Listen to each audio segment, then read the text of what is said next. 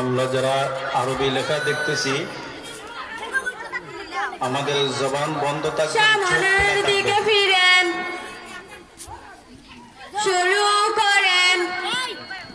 আসসালামু আলাইকুম ওয়া রাহমাতুল্লাহি ওয়া বারাকাতুহু। আমাদের এই জামাতের নাম আরবি লেখা জামাত।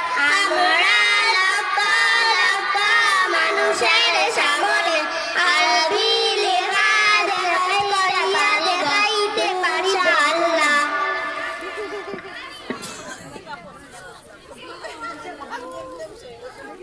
আমরা যারা বসে আছি আমাদের জবান বন্ধ থাকবে, চোখ খোলা থাকবে, চোখের দৃষ্টি থাকবে বাচ্চাদের স্লেটের দিকে।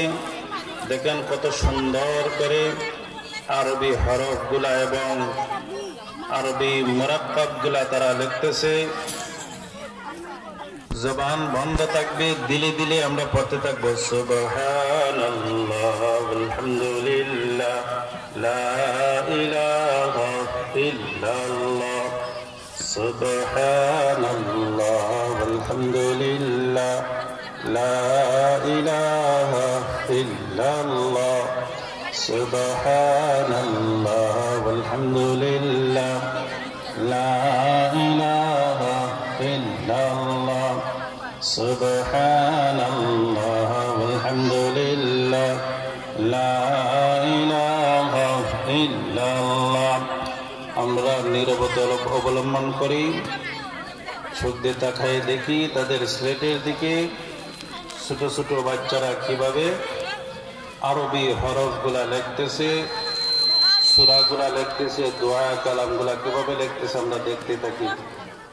আর মনোযোগ সহকারে কান রাখবেন মাইকের দিকে, মাইক থেকে কি আওয়াজ আসতেছে।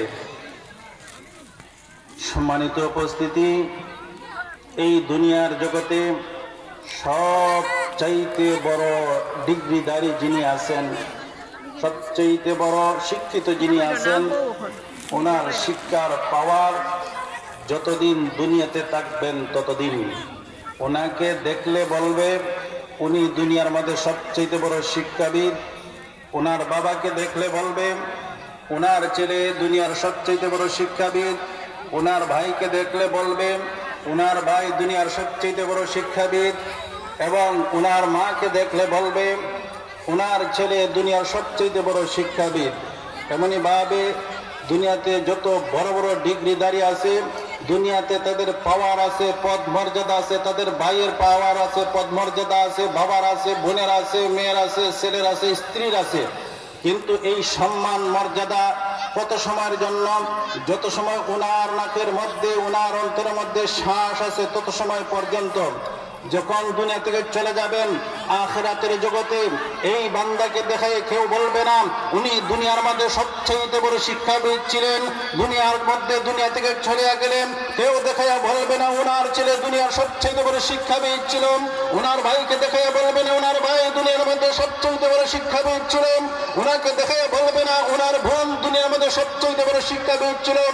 এই শিক্ষার ক্ষমতা, শিক্ষার পাওয়ার যতদিন দুনিয়া থাকবেন ততদিন মৃত্যুর সাথে সাথে সমস্ত শিক্ষা দীক্ষা পদ মর্যাদা সবকিছু দুলিশাত হয়ে যাবে।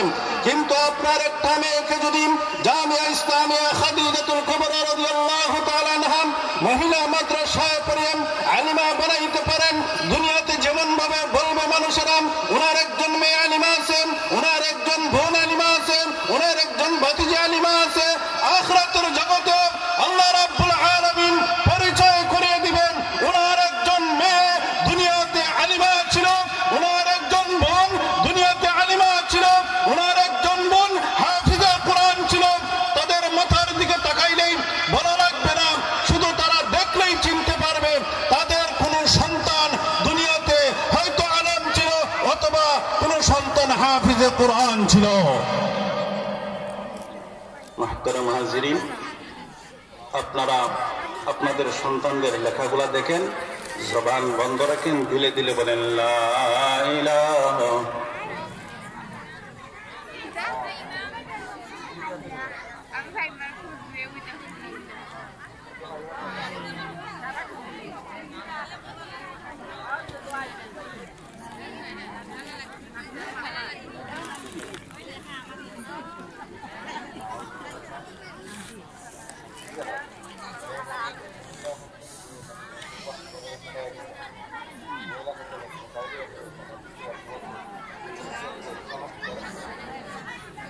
সম্মানিত উপস্থিতি, আমরা আওয়াজ কমিয়ে রাখবো, জবান বন্ধ রাখবো, দৃষ্টি খোলা রাখবো। ছোট ছোট বাচ্চারা কি লিখতেছে, আর আমাদের মাদ্রাসার যে সমস্ত ছাত্রীরা দায়িত্বশীল আছেন, যে সমস্ত মা বোনদের হাজতের